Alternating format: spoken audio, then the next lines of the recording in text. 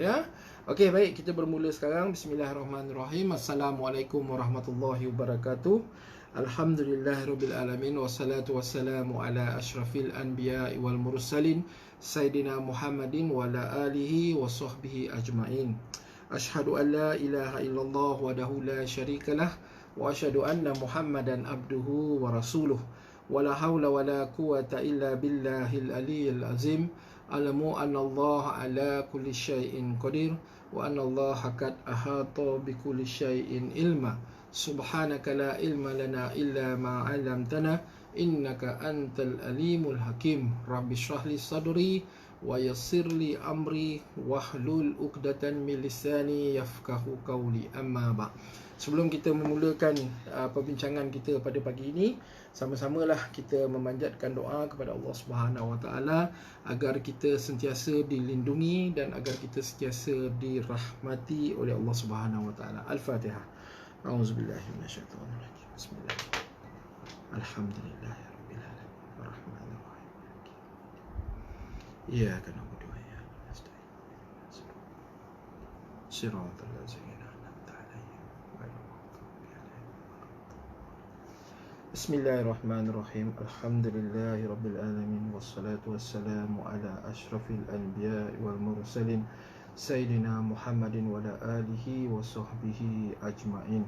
Bismillah syafi, bismillah kafi, bismillah muafi, bismillahillazi la yadurru ma'asmi syai'un fil ardi wa la fis samai wa sami'ul alim. Bismillah syafi, bismillah kafi, bismillah muafi, bismillahillazi la yadurru ma'asmi syai'un fil ardi wa la fis samai wa sami'ul alim. Bismillah syafi, bismillah kafi, bismillah muafi, bismillahillazi la yadurru ma'asmi syai'un fil ardi wala fis samai was-sami'ul alim. Allahumma inna nas'aluka salamatan fid din wa afiyatan fil jasad wa ziyadatan fil ilm wa barakatan fil rizq wa taubatan qabla al-maut wa rahmatan indal maut wa maghfiratan ba'dal maut. Allahumma inna nastaghfiruka wa nastaudi'uka adyanana wa anfusana wa amlana wa ahlana wa kulla syai'in a'taitana. Allahumma ja'al kanafika wa iyazika wa amanika wa jibarika min kulli syaitanin marid wa jabbarin anid wa zi'ainin wa zibaghin wa min syarri zi kulli zi syari innaka ala kulli syai'in qadir.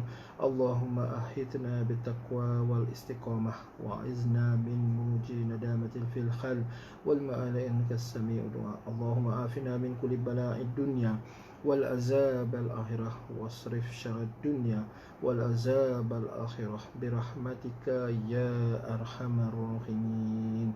Rabbana hab lana min azwajina wa zurriyyatina qurrata a'yun waj'alna lil muttaqina imama. Rabbana zalamna anfusana wa illam taghfir lana wa tarhamna lanakunanna minal khasirin. Rabbana atina fid dunya hasanah wa fil akhirati hasanah wa qina azabannar. Wa sallallahu ala sayyidina Muhammadin wa ala alihi wa sahbihi wa sallam. Subhana rabbika rabbil izzati amma yasifun. Wassalamu ala al-mursalin walhamdulillahi rabbil alamin. Taqabbalallahu minkum wa minkum taqabbal ya karim.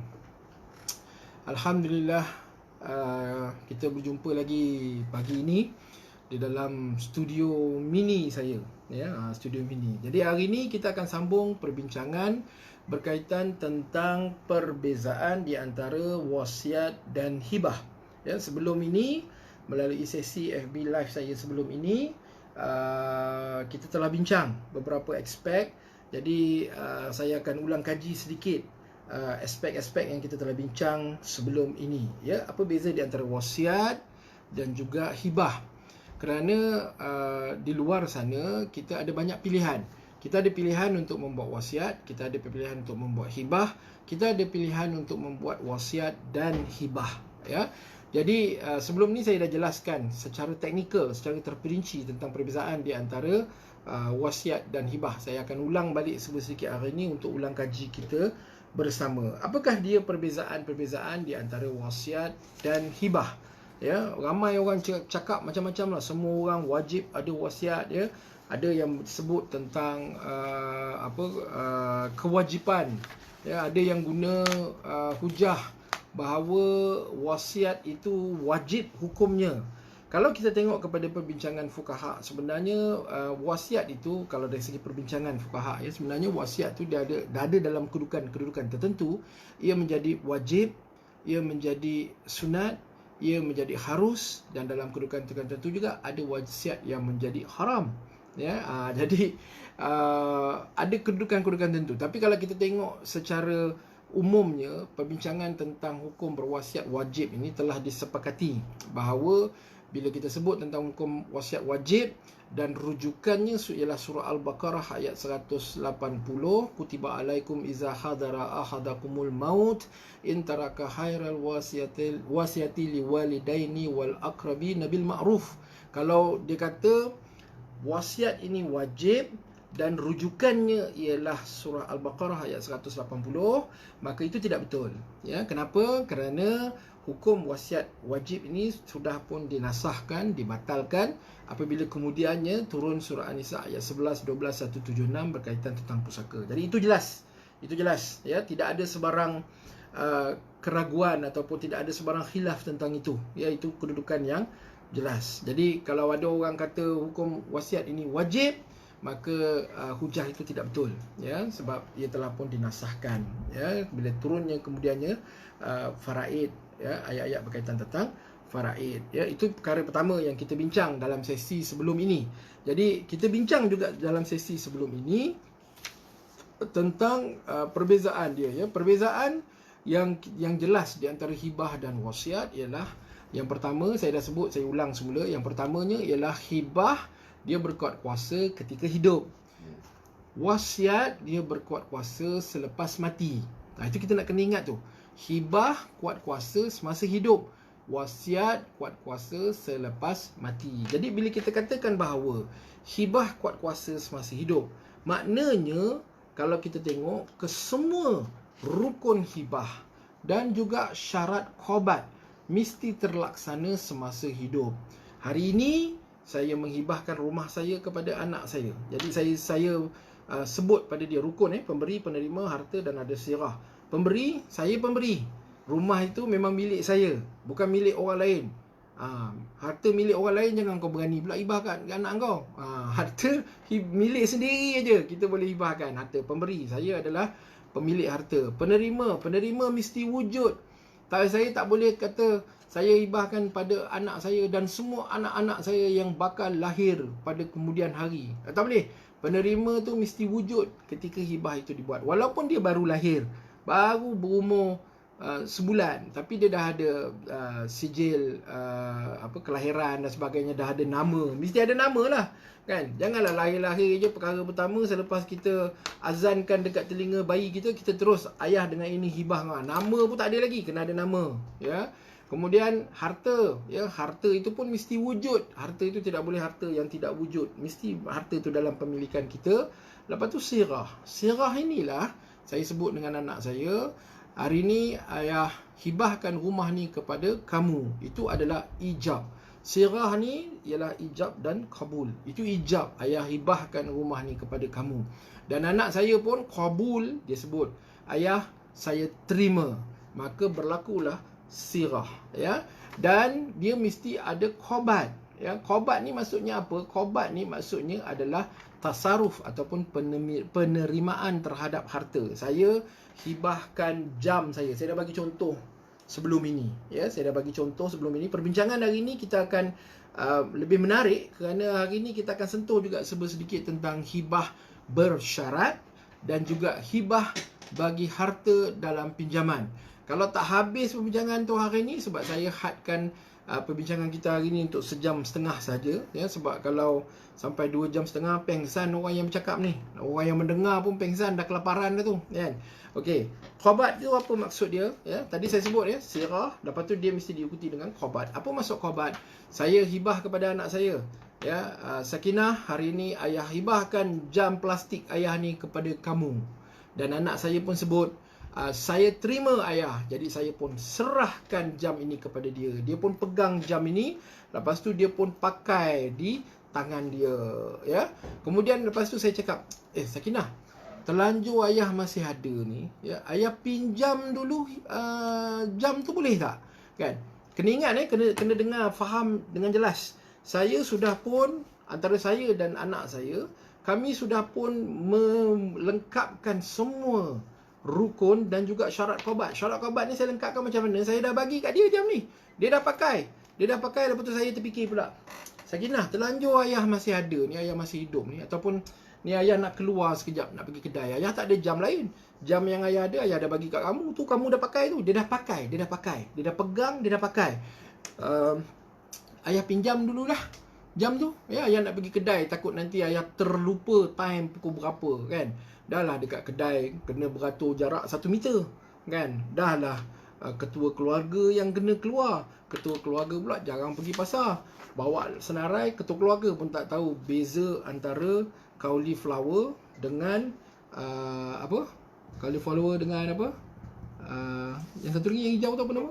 Brokoli. Kan betul, ketua keluarga tak tahu, kan? Beza antara cauliflower dengan brokoli pun tak tahu, kan? Jadi terlupa masa. Jadi saya cakap dengan dia, Sakinah, ayah nak pinjam dululah jam ni, ayah nak pakai buat pergi kedai dulu. Ya, dan Sakinah pun kata, okey, tak apa ayah. Ayah pakailah dulu. Sakinah pun buka jam ini dan Sakinah bagilah kepada saya. Ya. Ditakdirkan dalam perjalanan pergi ke kedai, aksiden, meninggal dunia, ya. Adakah hibah itu dianggap sebagai hibah selepas mati? Ini saya nak jawab persoalan orang kata hibah selepas mati. Orang yang cakap hibah itu berlaku selepas mati ialah orang yang tidak faham tentang rukun dan qaubat. Ya. Saya dah selesai dah. Rukun ni semua dah komplit dah. Qaubat pun dah komplit. Sebab Sakinah sudah pun menerima jam ini daripada saya dan dia dah pakai. Cuma saya cakap dengan dia, ayah nak pergi kedai ni, ayah tak ada jam. Pinjam dululah jam yang ayah dah hibah kepada kamu tadi tu, ayah nak pinjam dulu. Maka anak saya pun kata, okeylah ayah, nahlah ayah pinjamlah dulu. Maknanya hibah itu sudah pun selesai, sudah pun berlaku. Saya cuma pinjam dulu untuk pakai pergi kedai. Lepas tu saya aksiden, mati. Jam ini sudah pun saya hibahkan semasa hidup. Kerana apa? Kerana semua rukun dan qaubatnya sudah pun terlaksana, sudah selesai. Sebelum saya keluar rumah tadi dah selesai dah. Ya, tak timbul isu jam ini menjadi harta pusaka saya. Kerana apa? Kerana rukun ni semua dah selesai dah. Qaubat pun dah selesai dah. Ya. Dan jam tu sebenarnya saya pinjam daripada Sakinah. Sakinah pun bagi saya pinjam, saya pun pakai. Saya mati aksiden. Jam itu sebenarnya adalah jam milik Sakinah. Kenapa? Kerana semua rukun dan syarat qaubatnya sudah pun terlaksana. Saya dah sebut sebelum ni tuan-tuan dan puan-puan. Okay. Ada soalan, keep it coming. Saya akan jawab semua soalan yang termampu saya jawab hari ni, ya. Saya dah jelaskan sebelum ni tuan-tuan dan puan-puan. Siapa yang mengesahkan hibah ini? Yang mengesahkan hibah ini di Malaysia bukan Arifin Sabirin, bukan Ali, bukan Abu, bukan Mamat, bukan Ustaz Lah, bukan Ustaz Khairil, bukan Profesor Madia Abu, bukan.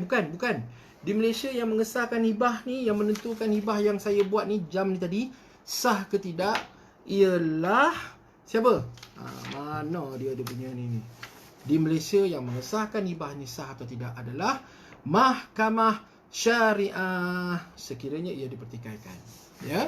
Jadi kalau ada orang cakap dengan tuan-tuan dan puan-puan, hibah ni tak sah, kan?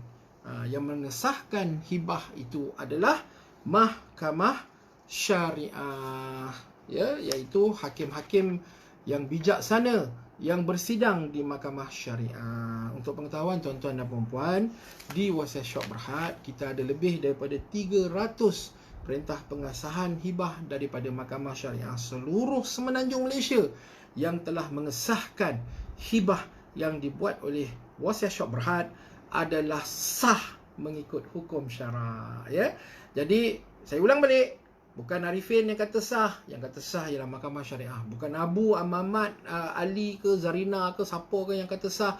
Yang mengesahkan adalah Mahkamah Syariah. Dan di Wasiat Syok Berhad kita telah dapat lebih daripada 300 perintah pengesahan hibah seluruh semenanjung Malaysia yang mengesahkan bahawa hibah kita adalah sah mengikut hukum syarak. Ya, jadi tu nak kena clear tu, nak kena jelas. Ya, setiap orang ada pandangannya masing-masing. Ya, mengikut kepakaran masing-masing. Setiap orang ada pandangan dia. Ada orang kata hibah, bila dah beri, saya dah beri jam ni kepada anak saya, bila dah beri teruslah, beri terus. Jangan minta-minta. Saya bukan minta balik, saya minta kebenaran dia untuk pinjam, sebab harta tu dah jadi dia punya. Dia yang sebut, ya ayah, saya benarkan ayah untuk memakai jam ni sebagai pinjaman. Dia sebut, bukan saya kata ayah hibahkan jam ni kepada kamu selepas mati. Kalau selepas mati itu bukannya hibah. Kalau selepas mati itu maknanya wasiat. Dia akan jatuh kepada hukum wasiat. Ya, okey, Cik Raziz tanya soalan. Bantu saya catat nanti ya. Saya akan jawab selepas ini ya. Jadi maknanya yang mengesahkan hibah adalah Mahkamah Syariah. Untuk pengetahuan tuan-tuan dan puan-puan di luar sana, Wasiat Syok Berhad ialah organisasi pertama di Malaysia, yang memperkenalkan kaedah hibah ini daripada tahun 2004. Dan kami telah mendapat pengesahan hibah yang pertama pada tahun 2005 daripada Mahkamah Tinggi Syariah Al-Usta Kedah, ya, yang mana hakimnya ialah ketika itu ialah Tuan Syekh Abdul Rahman. Tuan Syekh Abdul Rahman sekarang ini adalah Ketua Hakim Syariah Negeri Kedah, Datuk Syekh Abdul Rahman, ya. Beliaulah yang memutuskan hibah yang pertama daripada Wasiat Syok pada tahun 2005. Jadi apa yang saya ceritakan pada tuan-tuan dan puan-puan pada pagi ini bukanlah teori, bukanlah bacaan-bacaan kitab. Apa yang saya kemukakan pada tuan-tuan dan puan-puan adalah pengalaman kami menguruskan hibah semenjak tahun 2004 sampai hari ini, iaitu 15 tahun pengalaman kita menguruskan hibah. Jadi Cik Razif tanya, kalau misalnya si mati hanya meninggalkan isteri saja, dia tidak ada orang tua, tidak punya anak dan tidak punya saudara, maknanya ada isteri seorang je, tak ada mak bapak, adik-beradik tak ada, anak tak ada, bakinya setelah dibagi kepada isterinya, macam mana? Dalam keadaan ini, bahagian untuk isterinya hanyalah 1/4 sahaja. Ada baki 3/4. 3/4 tu pergi mana? Kerana dia langsung tak ada waris siapa-siapa pun, maka 3/4 itu pergi kepada Baitul Mal. Ya, okey. Jadi tuan-tuan, Cik Razif bayangkan ya, si mati meninggalkan harta 1 juta. Ya, 1 juta ringgit itu 3/4 adalah milik Baitul Mal, iaitu 750,000. 250,000 adalah milik isteri. Sekiranya 1 juta itu si mati tak ada tinggalkan duit tunai, dia hanya tinggalkan rumah sahaja sebiji, rumah ni nilainya 1 juta, maka si isteri ini perlu berurusan dengan Baitul Mal bagi tujuan penebusan bahagian Baitul Mal sebanyak 750,000 ringgit. Saya terima respon yang berbeza-beza daripada Baitul Mal negeri-negeri, ya. Ada Baitul Mal negeri yang sangat strict, yang mengatakan bahawa kalau si isteri ini nak tebus juga bahagian Baitul Mal, maknanya dia nak Baitul Mal lepaskan 3/4 bahagian tadi kepada isteri, maka si isteri ini perlu membayar penuh, in full, nilai 750,000 tadi. Ada Baitul Mal yang sebegitu. Ada Baitul Mal juga yang ada kelonggaran. Dia melihat kepada isteri ini, adakah isteri ini berkemampuan ataupun tidak. Sekiranya isteri ini tidak berkemampuan, maka terserah kepada Baitul Mal untuk membuat keputusan. Dan kebiasaannya Baitul Mal akan memohon pandangan daripada jawatan kuasa fatwa negeri-negeri bagi kes-kes ini. Sebab apa tuan-tuan dan puan-puan, kita kena faham, Baitul Mal ni, bila dia terima harta pusaka, harta tu bukan milik pengerusi Baitul Mal, harta tu bukan milik CEO Baitul Mal, harta tu adalah milik umat Islam secara keseluruhan. Jadi Baitul Mal ni nak katakan, kalau nak kata pandangan Baitul Mal bahawa penebusan itu mesti dibuat in full 750,000 itu salah, tak betul juga. memang apa yang Baitul Mal cakap tu tepat. Kami sebagai Baitul Mal, kami adalah pemegang amanah untuk harta bagi maslahat umat Islam secara keseluruhannya. Jadi kita tak boleh sesuka hati bagi diskaun. Betul juga pandangan tu, ya. Tetapi kebiasaannya kalau dalam situasi yang sukar, untuk membuat keputusan, Baitul Mal biasanya akan rujuk balik kepada Jawatankuasa Fatwa Negeri. Jadi Baitul Mal akan ikut keputusan Jawatankuasa Fatwa Negeri berapa yang perlu dibayar. Dan bila sampai Jawatankuasa Fatwa Negeri, ada negeri-negeri tertentu yang saya nampak mereka agak loose, ya, mereka agak terbuka sedikit. Mungkin mereka minta isteri ini tebus pada harga diskaun-diskaun yang tertentu, bergantung pada Jawatankuasa Fatwa. Ya, Baitul Mal dia tak boleh buat keputusan sendiri, dia kena dapatkan jawapan daripada Jawatankuasa Fatwa. Jadi bagi orang yang sebegini, Cik Razif, cara yang terbaik ialah buatlah hibah. Ya, buatlah hibah. Ya, dia hibahkan rumah dia kepada isteri dia. Ya, jadi bila berlaku kematian, maka isteri ini bila berlaku kematian semasa hidup, semua rukun hibah ni sudah pun terlaksana. Maka bila dia dah hibahkan rumah ni pada isteri dia, hari ni tahun 2020 dia masih hidup, dia selesaikan rukun-rukun dan khobat ini, maka di mata hukum syarak hari ini hibah itu sudah pun sempurna, sudah pun selesai, ya. Dia meninggal tahun depan. Bila dia meninggal tahun depan, rumah yang dia dah hibahkan ini bukan harta pusaka. Ya, balik semula kita cerita pada sesi sebelum ni tentang kronologi agihan ni. Jadi kita dah sebut tadi, bila berlaku kematian, asingkan wakaf, hibah, amanah. Ni perlu asingkan atau perlu kenal pasti, ya. Wakaf, hibah dan amanah. Maknanya rumah yang dihibah tu keluar dulu. Dia bukan harta pusaka. Ya, jadi ini kaedah yang biasa yang orang boleh guna pakai di Malaysia, ya. Jadi dia boleh hibah kepada isteri dia. So, saya sambung balik cerita. Ada soalan tanya, ya, share banyak-banyak dengan kawan-kawan, ya. Terutamanya hari ni saya nak bagi penekanan kepada beberapa golongan. Antaranya yang pertama ialah golongan yang Cik Razif sebut tadi lah. Ada isteri, tak ada anak, tak ada ibu bapa, tak ada adik-beradik, tak ada siapa-siapa. Orang macam ni, dia perlu menggunakan kaedah hibah, ya. Siapa lagi yang perlu menggunakan kaedah hibah? Yang perlu menggunakan kaedah hibah ialah golongan yang kedua, ialah orang yang mempunyai anak perempuan saja. Saya struktur ini, ya, golongan-golongan ini sebenarnya saya sudah bercerita kepada mereka semenjak tahun 2004. Ya, 2004 lagi saya dah cerita. Inilah dia golongan yang perlu membuat hibah bagi mengelakkan risiko-risiko yang akan datang. Ya, jadi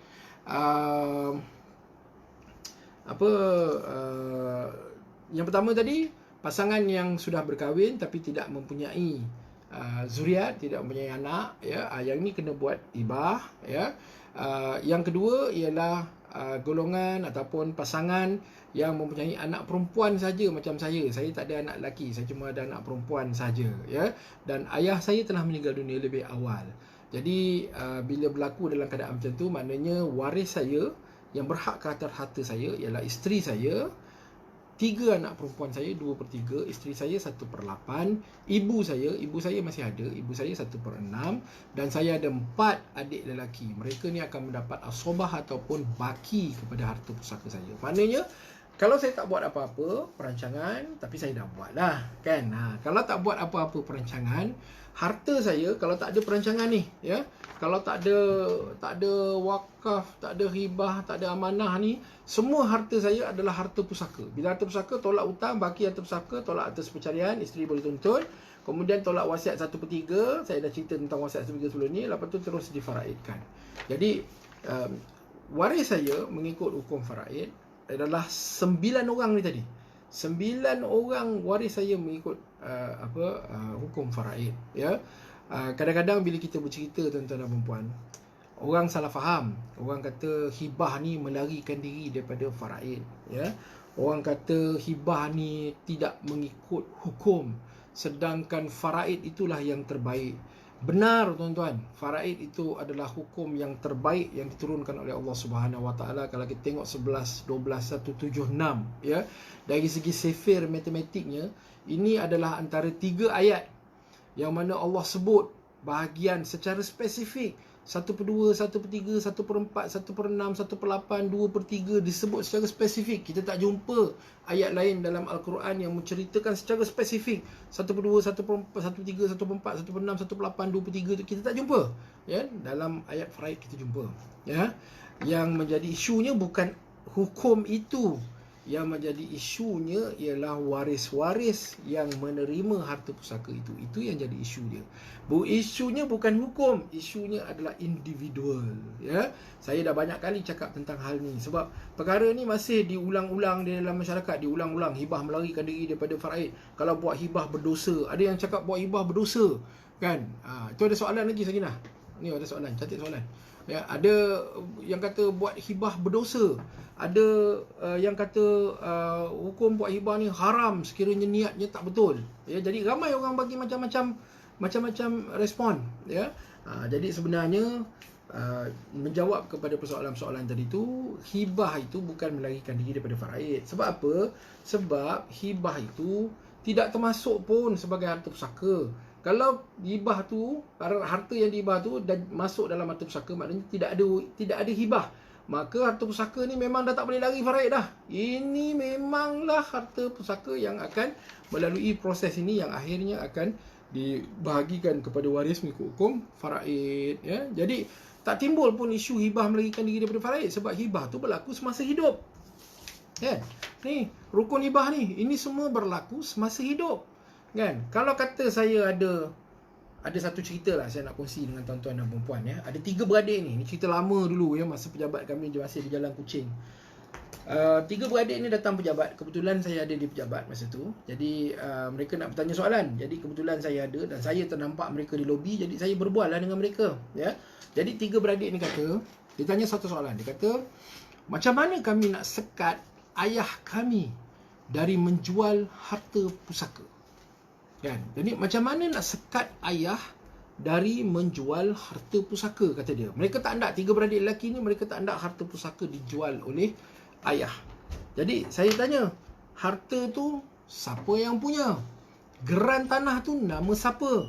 Dia kata geran tanah tu nama ayah, kata dia. Okay, fine. Ayah mana? Ayah ada di rumah, kata dia, sedang berehat. Okay, fine. Mana harta pusakanya? Dia kata, itulah dia rumah tu. Itu bukan harta pusaka. Itu harta ayah. Ayahnya bernapas lagi ada dekat rumah tu. Suka hati ayah dia lah nak buat apa dengan harta tu. Sebab itu harta dia. Menunjukkan tuan-tuan dan puan-puan, orang kita beza harta dengan harta pusaka pun tak faham. Kan? Dia nak sekat bapak dia daripada jual rumah milik bapak dia. Bapak dia masih hidup. Suka hati bapak dia lah. Dia nak jual ke, dia nak hibah ke, dia nak buat apa pun, suka hati dia lah. Kan? Kenapa kita nak sekat pula? Sebab harta tu, harta dia. Konsep penguasaan mal, harta bagi orang Islam sendiri itu pun kebanyakan masyarakat tak faham. Ya? Itu yang timbul isu hibah melarikan diri daripada faraid. Mana ada hibah melarikan diri daripada faraid? Sebab hibah itu kuat kuasanya semasa hidup. Ya? Dia berbeza dengan wasiat yang mana kuat kuasanya selepas mati. Kan? Jadi jangan timbul lagi cerita hibah melarikan diri daripada faraid. Tak timbul. Kalau hibah melarikan diri daripada faraid, kalau hibah itu hukumnya haram, maka menjual harta itu semasa hidup pun hukumnya haram. Kan? Duit kita dalam bank, kita kerja dapat gaji tiap-tiap bulan, kita nak keluarkan duit itu pun hukumnya haram. Ada ke macam tu? Tak ada kot. Sebab apa? Sebab harta kita. Kita masih hidup. Kita bebas bertasarruf dengan harta kita. Ini nak kena faham betul-betul. Ada pula orang kata hibah tu hukumnya haram kerana dibuat selepas mati. Mana ada hibah dibuat selepas mati? Hibah, rukun dan qaubatnya berlaku semasa hidup. Kan? Tak timbul pun isu hibah dibuat selepas mati. Tak ada. Tak ada isu pun hibah dibuat selepas mati. Jadi inilah dia antara kesilapfahaman dalam masyarakat hari ini, ya. Mana kawan-kawan yang dah masuk tu share ya, host separti share supaya masyarakat dekat luar semua dengar dan faham. Saya antara orang tua dalam industri ni. Saya buat kerja ni dah 22 tahun masuk ke 23 tahun. Saya lihat bagaimana industri ini berkembang. Dulunya orang tuduh saya buat bawa ajaran sesat sebab dia kata hibah tak wujud dalam Al-Quran. Dia berbeza dengan wasiat, yang mana wasiat itu disebut dengan jelas dalam surah An-Nisa ayat 11 dan 12, min ba'di wasiyatin yusi biha audain, ya. Jadi dulu orang kata hibah tu ajaran sesat sebab tak ada dalam Al-Quran, kan. Sekarang pula orang kata hibah tu haram sebab dibuat selepas mati, kan. Hibah tu berkuat kuasa selepas mati. Ini semua orang yang tak faham, tuan-tuan. Dia tak faham, ya. Jadi di WhatsApp Syok Berhad, kami secara spesifik memastikan bahawa kesemua rukun dan khobat itu berlaku semasa hidup. Sah. Cumanya geran tanah itu bolehlah ditukar pada bila-bila masa pun. Boleh ditukar geran tanah daripada nama saya nak bagi pada anak saya, ya. Boleh saya tukar nama geran tanah tu kepada dia sekarang semasa saya masih hidup, ataupun bila-bila selepas saya mati pun tak ada masalah. Cumanya selepas saya mati, maka pengesahan hibah ini mestilah dibuat oleh mahkamah syariah. Jadi tak timbul isu hibah itu dibuat selepas mati. Kalau selepas mati pergi ke mahkamah syariah, hibah tu dibuat tahun 2010 contoh. Matinya hari ni 2020. Geran tanah masih atas nama si mati, geran tanah masih atas nama saya, kan. Tetapi saya sudah pun menyediakan dokumen hibah yang lengkap kesemua rukun dan syarat khobatnya pada 2010. Di mata hukum syarak, hibah itu sudah pun berkuat kuasa tahun 2010. Saya mati hari ni, tetapi kerana ada, saya sebut tadi kan, saya ada 9 orang waris yang mana juga terdiri daripada adik-adik saya, mak saya, 3 anak perempuan saya dan isteri saya. Saya hibah pula kepada 3 anak ni. 1/3, ya. Jadi antara 9 orang waris ni, kalau ada mereka yang tidak bersetuju, kalau contohlah kata salah seorang adik saya tak bersetuju, maka mereka kena pergi ke mahkamah syariah untuk kontes, ya, untuk tentang kes itu. Dan mahkamah syariah pula, apabila mahkamah syariah menilai kes itu, mahkamah syariah akan tengok rukun dan syarat khobatnya terlaksana atau tidak. Bila mahkamah syariah berpuas hati rukun dan syarat khobatnya terlaksana, mahkamah syariah akan mengeluarkan perintah hibah yang dibuat oleh Arifin Sabiri pada tahun 2010 adalah sah mengikut hukum syarak. Maka anak perempuan saya yang 3 orang tu dapatlah harta yang saya hibahkan kepada mereka. Okey. Minum air suam je, hari ni tak minum kopi. Minum kopi tu harilah yang masa saya live, yang kawan-kawan nampak saya minum kopi. Jadi clear, jelas, Ada soalan tanya, Saya pula nak hibahkan, nak tukar nama dalam geran rumah saya nak tukar nama kepada nama 3 orang anak saya. Tak boleh. Kenapa? Sebab 3 orang anak saya ni, satu daripadanya masih di bawah 18 tahun. 2 tu memang dah lebih 18 tahun lah. 1 ni masih di bawah 18 tahun. Macam mana saya nak tukar nama geran tanah saya daripada nama saya kepada nama anak saya yang bawah umur 18 tahun tadi? Tak boleh. Itu satu.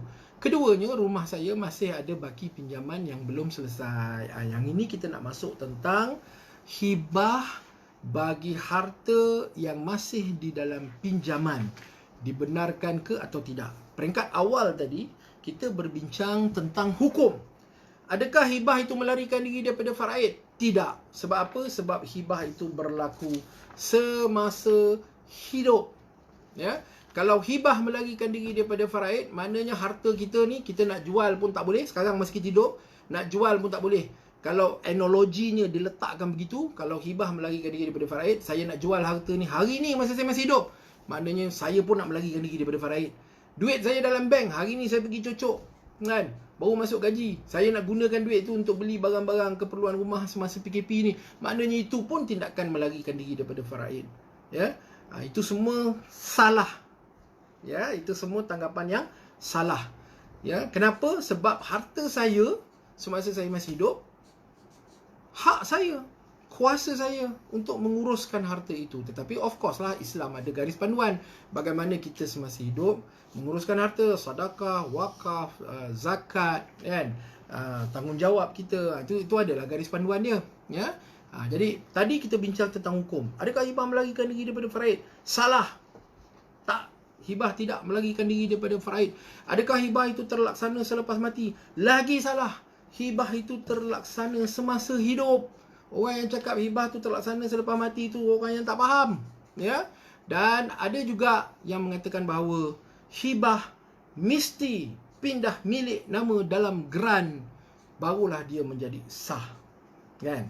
Itu pun tanggapan yang salah. Kenapa saya kata salah? Sebab Mahkamah Syariah nak mengesahkan hibah, dia tengok ni je. Ada puluhan kes di dalam jurnal hukum. Di dalam jurnal hukum yang mana berlakunya hibah, sahnya hibah, geran tanah tidak tukar nama. Pergi cek balik pada siapa yang ya ke? Pergi cek balik jurnal hukum. Takkan semua saya nak bagi kan? Carilah sendiri. Barulah ilmu yang kita cari dengan susah payah, barulah kita menghargainya. Kalau orang duk spoon feed kita je, kita tak hargai ilmu tu. Ya. Jadi, adakah perlu tukar nama dalam geran untuk memastikan hibah itu salah? Tidak perlu. Tapi kalau nak tukar, tukarlah. Sebab apa? Sebab alasan pihak ini, hujah pihak ini ialah kalau geran nama dalam geran tak bertukar nama daripada nama pemberi kepada penerima, maka khobat itu tidak berlaku. Pun salah. Sebab apa? Sebab khobat ni berlaku dalam 3 keadaan. Saya dah sebut sebelum ni, saya ulang semula. Khobat berlaku dalam 3 keadaan. Satu ialah secara konstruktif. Konstruktif ni maknanya secara bertulis. Ya, yang mana pemberi hibah sebut, mulai pada hari ini saya bersetuju, saya telah menyerahkan segala kuasa dan tanggungjawab terhadap harta ini kepada penerima hibah. Ya, dalam dokumen disebut juga penerima hibah, mulai pada hari ini saya telah menerima segala kuasa dan tanggungjawab terhadap harta tersebut yang telah melengkapkan syarat khobat. Dan settle. Itu yang pertama. Yang kedua ialah secara hukmi. Secara hukmi ni, saya hibah pada anak saya bawa anak saya pergi ke pejabat tanah, tukar nama geran tu daripada nama saya kepada nama anak saya di pejabat tanah, disaksikan oleh ADO. Itu secara hukmi, kan? Tetapi kalau saya dah pergi pejabat tanah, saya dah tukar nama saya kepada nama anak saya nak buat hibah lagi buat apa? Saya nak buat dokumen hibah buat apa? Kan? Saya bagi je lah. Dah memang dah bagi dah pun atas nama dia. Dia dapat lah. Tak ada masalah, kan? Dan yang ketiga ialah secara tindakan. Secara tindakan macam jam ni tadi. Saya dah sebut pada dia, ayah hibah kepada kamu, ni jam dia. Dia pun cakap, okey ayah saya terima. Dia pun ambil jam ni. Dia tak cakap, saya terima khobat. Ayah pun tak cakap, saya dah beri jam ni maka melengkapnya. Tak cakap. Tapi anak ni ambil, pakai. Dia pegang sahaja, itu menunjukkan bahawa khobat itu sudah berlaku. Saya hibahkan tanah kepada anak saya. Saya pergi pergi ke ladang saya bawa anak saya. Okey, Sakinah, ya, sambil saya berjalan-jalan dalam ladang kelapa sawit tu dengan dia. Tak adalah ladang kelapa sawit ni contoh, kan. Sekarang kelapa sawit pun tak ada harga, tuan-tuan. Sedih juga, kan. Saya bawa dia masuk ke dalam kawasan kebun tu, berjalan-jalan dengan dia. Saya cakap dengan Sakinah, inilah dia kebun ayah yang ayah hibahkan kepada kamu. Hakikat bahawa dia dah masuk kebun tu, dia dah pijak kaki tanah tu dalam kebun tu, dia dah pijak kaki dia di situ, menunjukkan bahawa khobat itu sudah pun berlaku. Saya hibahkan rumah pada dia. Saya bagi dia kunci rumah, spare key. Okey Sakinah, ayah dah hibahkan pada kamu, ni spare key. Dia pun ambil spare key. Itu pun menunjukkan bahawa khobat sudah berlaku. Jadi khobat ni berlaku dalam 3 bentuk, tuan-tuan. Bukannya kata pergi pejabat tanah, tukar nama, baru khobat itu berlaku, baru hibah itu sah. Tak betul. Pandangan tu tak betul. Ya. Lah, macam mana pula Wasiat Shop tahu tak betul? Sebab kami dah buat kerja ni 15 tahun. Saya bukan bercakap dari segi teori semata, tuan-tuan dan puan-puan. Saya bercakap dari segi pengalaman kita menguruskan kes hibah di Mahkamah Syariah daripada tahun 2005. Kematian yang pertama tahun 2005.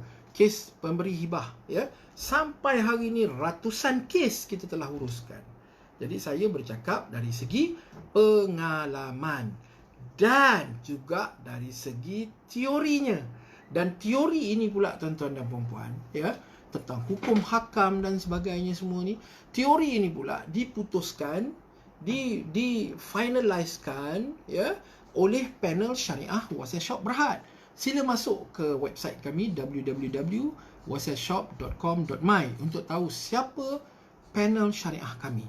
Pengerusi panel syariah kami ialah Datuk Seri Dr. Haji Mat Yusof Cik Teh, iaitu bekas Hakim Mahkamah Rayuan Syariah JKSM Putrajaya. Dia ni 35 tahun pengalaman sebagai hakim. Sebagai hakim. Bukan 35 tahun pengalaman sebagai lecturer ke, 35 tahun pengalaman sebagai peguam ke, 35. Dia 35 tahun pengalaman sebagai hakim. Apa maknanya? Maknanya ialah sebagai hakim, dia yang menentukan, berijtihad sesuatu kes hibah itu sah ataupun tidak. Jadi dia yang duk ajar wasai syok. Sesuatu kes itu boleh sah bila ada keadaan begini, sesuatu kes itu tidak sah bila keadaan begini. Kalau kita tak percaya cakap bekas Hakim Mahkamah Rayuan Syariah, kita nak percaya cakap siapa lagi? Kan? Dan di belakang beliau tentunya ada barisan panel syariah lain yang sangat berpengalaman dalam bidang hukum hakam berkaitan tentang hibah. Ya. Jadi bukan teori tuan-tuan saya cakap, saya bercakap dari segi pengalaman plus ilmu yang dimiliki oleh panel syariah kita yang sangat berpengalaman. Ya. Okey. Cik Azmi tanya, mengikut syarak bolehkah kita hibah ke semua harta ketika hidup? Adakah sama hukumnya untuk suami dan isteri? Mengikut hukum syarak sebenarnya hibah ni nak bagi banyak mana pun bagilah. Sebab sebelum ini saya dah sebut tentang perbezaan hibah dan wasiat. Iaitu hibah boleh diberi tiada had. Nak bagi banyak mana pun bagilah. Nak bagi semua pun bagilah. Tetapi mesti buat masa hidup. Mesti pastikan dia punya rukun dan syarat khobat dia berlaku semasa hidup. Saya bukan marah Saya semangat, saya passionate. Saya bimbang kadang-kadang bila saya cakap dengan passionate, orang kata, macam marah je. Tak marah. Tak ada marahnya. Nak marah buat apa? Kan? Saya passionate, saya bukan marah. Ya? Jadi hibah nak bagi banyak mana pun bagi. Kalau wasiat, dia terhad 1/3 sahaja. Itu pun 1/3 hanya boleh diberi kalau wasiat kepada bukan waris saja. Kalau hibah nak bagi siapa pun bagilah. Kenapa hibah ni tak ada had? Kenapa boleh bagi siapa-siapa yang kita kendaki? Kerana hibah ini berlakunya semasa hidup. Kan? Berlakunya semasa hidup.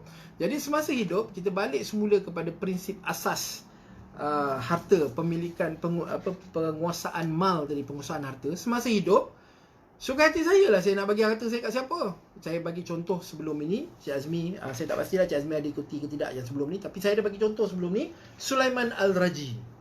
Kan? Sulaiman Al-Raji ni dia adalah pengasas Bank Al-Raji, iaitu bank Islam yang paling besar. Terima kasih Encik Mak Zaid. Dia bukan apa ni, sebab Gian lama tak berceramah depan orang. Kalau saya berceramah depan orang macam ni lah rupanya. Kan?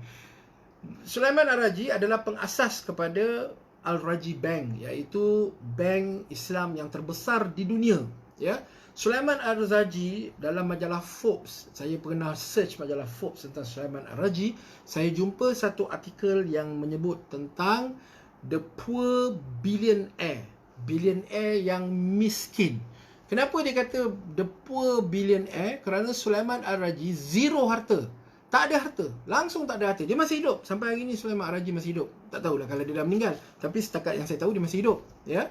Sampai hari ni dia masih hidup. Dia zero. Dia tak ada harta. Kenapa? Sebab semua harta dia sudah wakafkan. Semua harta dia sudah hibahkan kepada anak-anak dia. Jadi dia zero harta. Dia tak ada harta. Adakah Sulaiman Al-Raji itu berdosa? Tidak. Kenapa? Sebab dia masih hidup. Harta dia nak bagi siapa dia bagilah. Tak ada masalah. Kan? Konsep hibah serupa. Walau bagaimanapun. Kena dengar pula. Dia adalah dia punya indemnity dia. Walau bagaimanapun. Ya, kita kena faham juga. Harta-harta, bukan semua jenis harta boleh dihibahkan.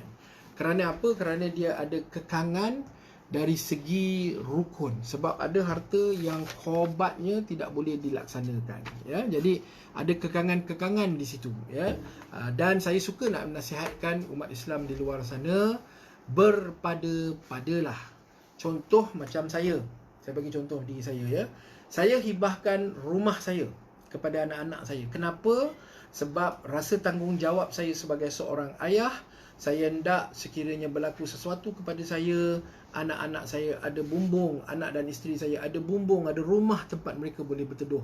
Tanggungjawab saya kepada anak saya selesai. Tanggungjawab saya kepada isteri saya selesai. Sebab saya telah menghibahkan rumah saya kepada mereka. InsyaAllah, saya mati, mereka ada bumbung, ada rumah untuk mereka berteduh. Kalau saya tak hibahkan rumah saya, maka anak-anak saya dan isteri saya perlu berurusan semua, tadi saya sebut, waris saya mengikut hukum faraid 9 orang.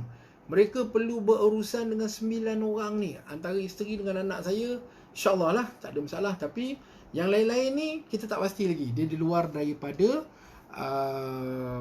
kawalan kita.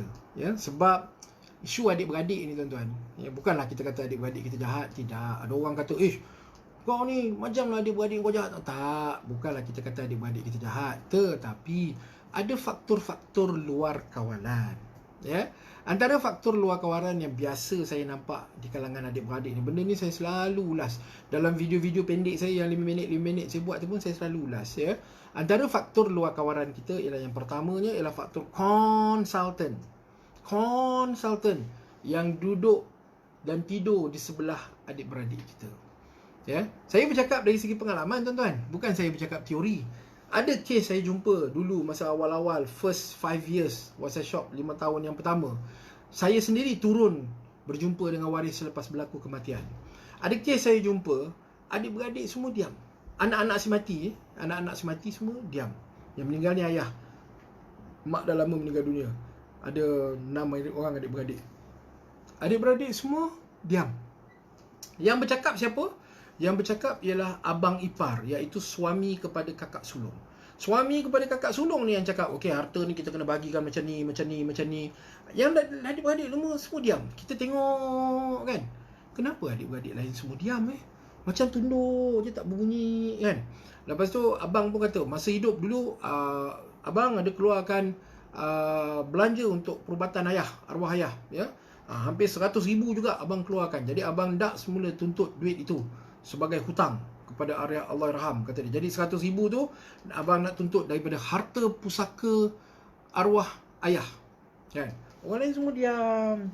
Lepas tu bila siasat, lepas tu saya tanya, tengok keadaan tu macam tak berapa seronok lah. Jadi saya potong cakap abang ipar dia, sebab saya sebelum masuk perbincangan tu saya dah tahu ni abang ipar. Saya potong balik cakap abang ipar dia masa abang ipar dia sedang memberikan arahan kepada adik-adik ipar dia.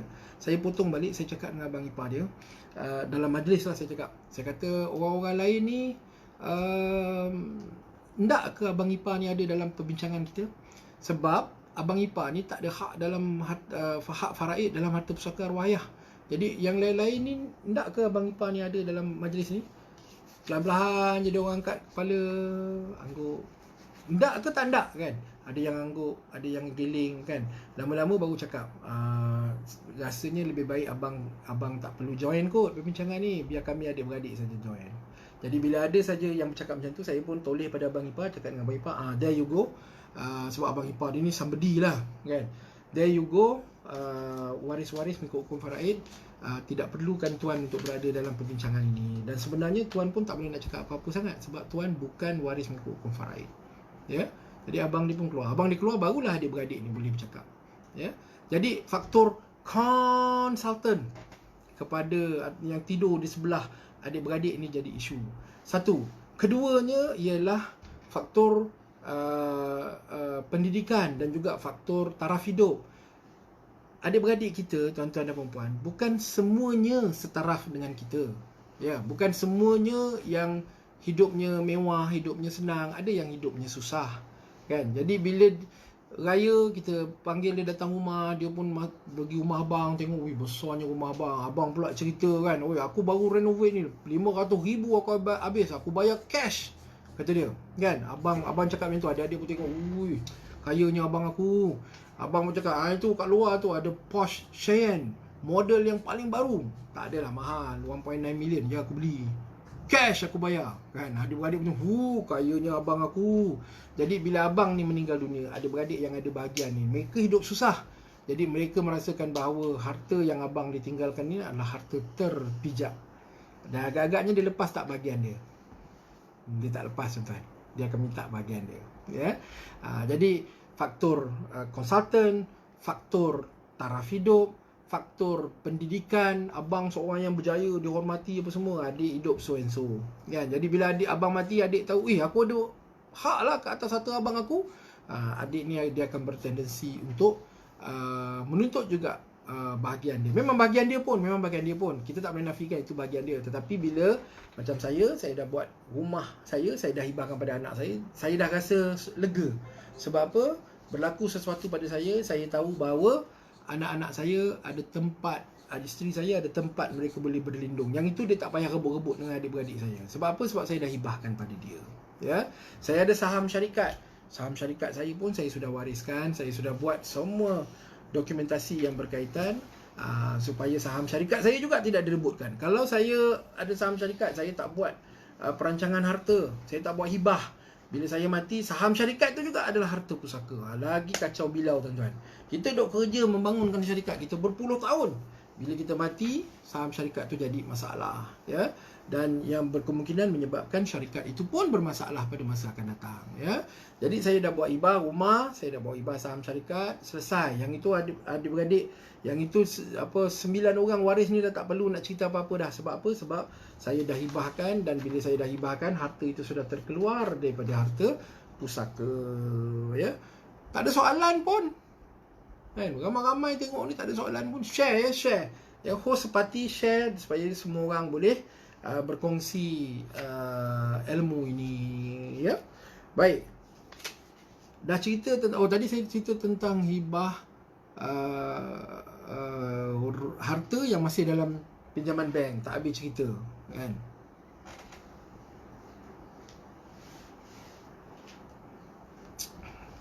Tuan Felda Sungai Koyan ni siapalah nama sebenar, Takkan nak panggil Encik Felda Sungai Koyan. Okey, pembantu saya catat soalan ni, jangan risau. Baik. Apakah dia kedudukan hibah bagi rumah ataupun harta yang masih di dalam pinjaman bank? Rumah saya tadi saya sebut kan, rumah saya ada geran tanah, saya tak boleh tukar rumah ni, geran tanah ni saya tak boleh tukar kepada nama anak saya. Sebab saya ada seorang anak yang atas 18 tahun tu tak ada masalah lah. Ada seorang anak yang bawah 18 tahun, saya tak boleh tukar harta tu atas nama dia, kan, kalau kata nak tukar geran tanah. Yang kedua, saya tak boleh tukar juga geran tanah sebab rumah saya masih dalam pinjaman bank.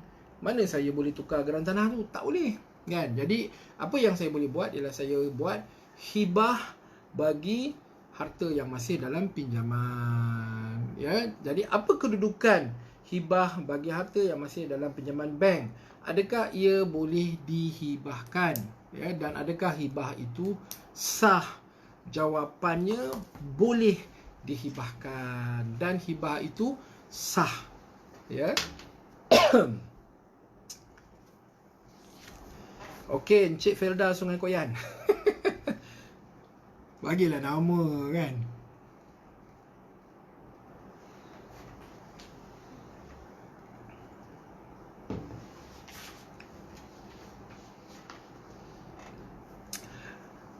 Cik Felda Sungai Koyan kata, Cik Syamsul. Okey, alhamdulillah. Jadi saya ingat, kalau Felda Sungai Koyan, Cik Syamsul. Okey, kami suami isteri ada satu rumah je. Dan dalam geran ada nama kami berdua, maknanya rumah nama suami, nama isteri. Ya, setengah bahagian. Dan hutang rumah sudah pun selesai. Boleh tak kami buat cross hibah? Okey. Jadi cross hibah ni dia tak sama macam motocross, kan, dia lain sikit, ya. Saya fahamlah maksud dia tu, hibah bersilang, kan. Hibah bersilang ni maknanya suami isteri ada nama suami, nama isteri rumah tu. Boleh tak suami hibah pada isteri hibah pada suami dia, sebab masing-masing memiliki setengah-setengah bahagian? Jawapannya boleh, dan itu memang biasa dibuat, ya. Itu memang biasa dibuat. WhatsApp Shop kita telah mengendalikan kes-kes seperti ini. Banyaklah, ada beribu-ribu kes macam ni kita dah buatkan dokumen hibah dan sebagainya. Boleh, tak ada masalah, ya. Cumanya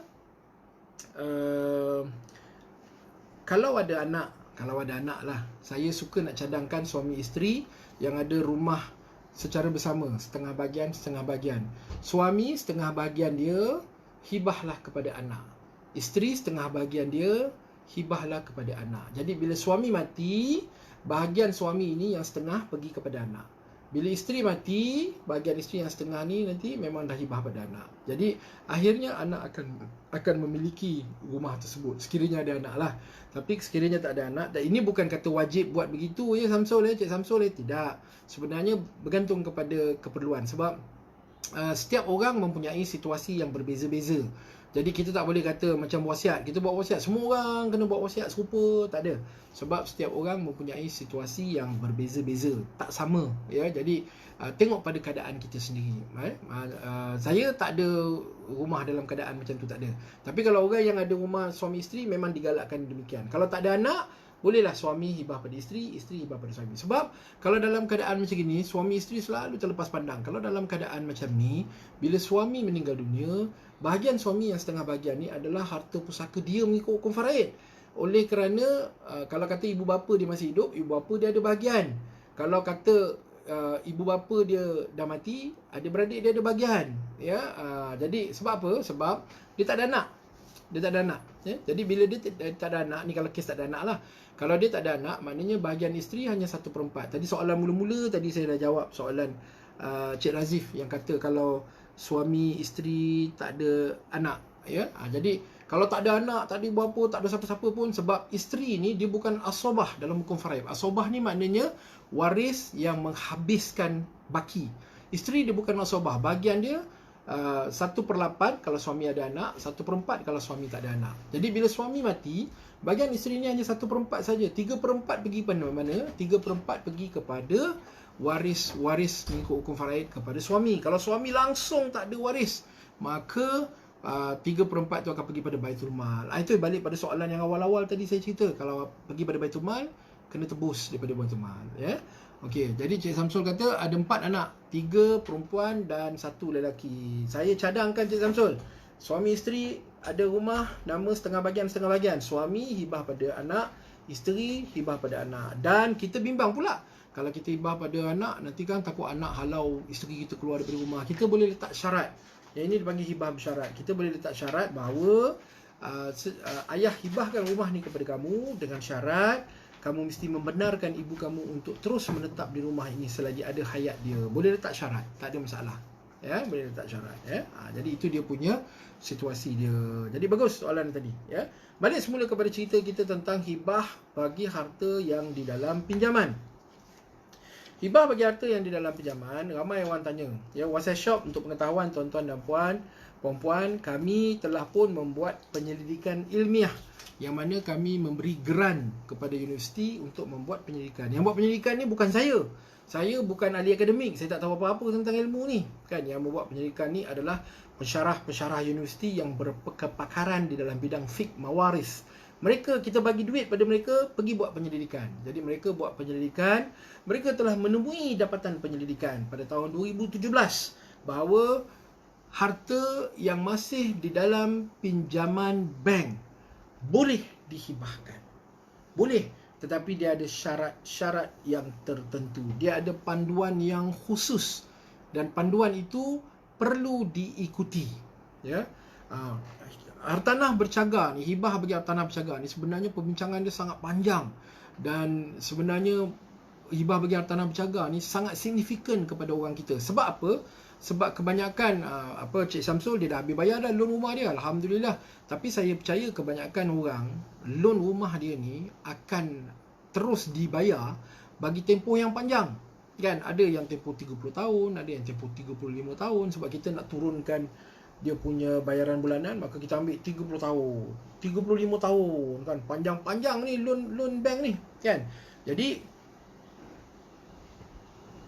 bila berlaku keadaan begitu ya, kebarangkalian berlaku kematian dalam keadaan pinjaman bank untuk rumah itu belum habis dibayar. Kebarangkalian ya, kita meninggal, hutang bank ada lagi 10 tahun belum habis bayar. Kebarangkalian itu adalah sangat tinggi. Sangat tinggi. Sebab berapa ramai je kawan-kawan kita kat luar sana yang membeli rumah secara tunai. Adakah orang beli rumah secara tunai? Saya rasa jutawan pun tak beli rumah secara tunai, sebab dia takut kalau dia beli rumah secara tunai nanti dia kena kejar income tax. Macam mana beli rumah secara tunai ni kan? Kan. Jadi jutawan pun beli rumah secara pinjaman bank, ya. Jadi bila ada pinjaman bank, maknanya kebarangkalian berlaku kematian ketika hutang bank belum dibayar tu adalah tinggi, ya. Jadi boleh hibah ke tak boleh hibah?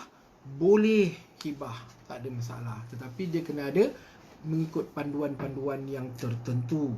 Dan Wasiat Syok Berhad, kami telah membuat kajian ilmiah. Kita bagi geran penyelidikan pada universiti, dan universiti buat kajian, dan kita memiliki dapatan penyelidikan bahawa sebenarnya boleh dibuat.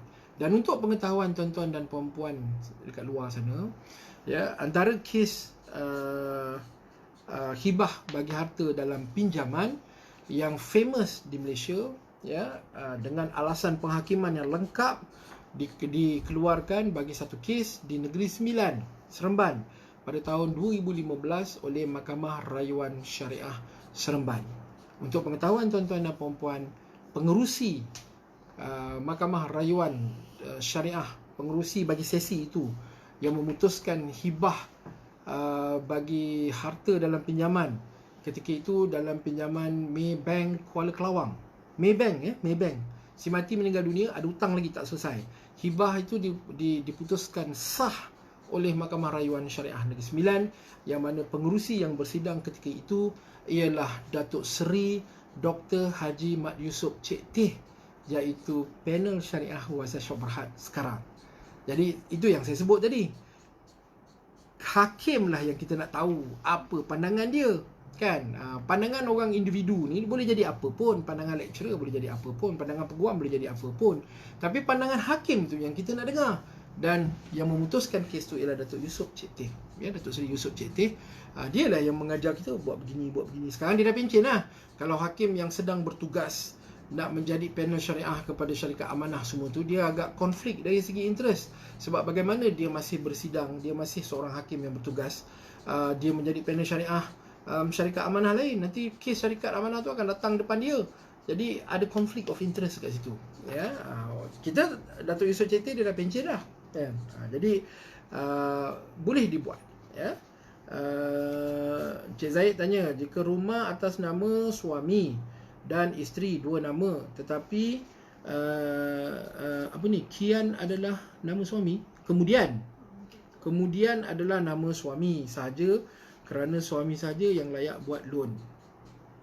Rumah atas nama suami dan isteri, tetapi kemudian adalah nama suami saja kerana suami saja yang layak buat loan. Maksudnya hanya suami dia sahaja yang bayar sepenuhnya rumah. Dalam situasi ini bagaimana? Adakah kena cross hibah juga atau suaminya sahaja yang buat hibah itu? Okey, rumah nama suami dan isteri, nama dua nama, ya. Tetapi yang membayar adalah suami sahaja. Adakah yang ini sebenarnya kes yang similar kepada situasi ini adalah kes orang yang pinjam nama, kan? Lebih kurang similar lah, lebih kurang sama, ya. Nama dua tapi yang bayar suami saja. Boleh tak suami buat hibah? Dari segi teknikal atas kertas, rumah itu milik dua orang, ya. Jadi saya suka nak cadangkan, buatlah hibah. Suami hibah pada anak atau hibah pada isteri, isteri hibah pada suami atau hibah pada anak, ya. Sebab rumah nama dua nama. Dari segi teknikal, rumah ni milik dua orang, bukan milik seorang, ya. Siapa bayar rumah tu, itu isu kedua. Isu kedua ni maksud saya boleh dituntut dalam kaedah di mana kalau nak tuntut lah. Tapi kalau perancangan harta ni biasa bagusnya dibuat semasa suami isteri ni masih dalam good terms, masih dalam terma yang baik. Jadi buat. Bila dah ada ura-ura nak bercerai dan sebagainya, yang ini panjang sikit cerita lah. Dalam kita memberikan penyelesaian kepada masyarakat, tuan-tuan dan puan-puan, kita tidak boleh nak selesaikan semua situasi, ya. Ada situasi majoriti kita boleh selesaikan, tapi ada situasi yang kita tak boleh selesaikan. Jadi dalam kes ni saya nasihatkan suami, kalau tak ada masalah lah suami isteri ni kan, kalau tak ada masalah, suami hibahkan pada isteri bahagian dia, isteri hibahkan pada suami bahagian dia, ataupun bagi kepada anak-anak, kedua-dua orang bagi pada anak-anak, ya, boleh hibahkan bahagian masing-masing, ya. Jadi boleh buat cross hibah, tak ada masalah, sebab dari segi atas kertas nama ni milik dua orang.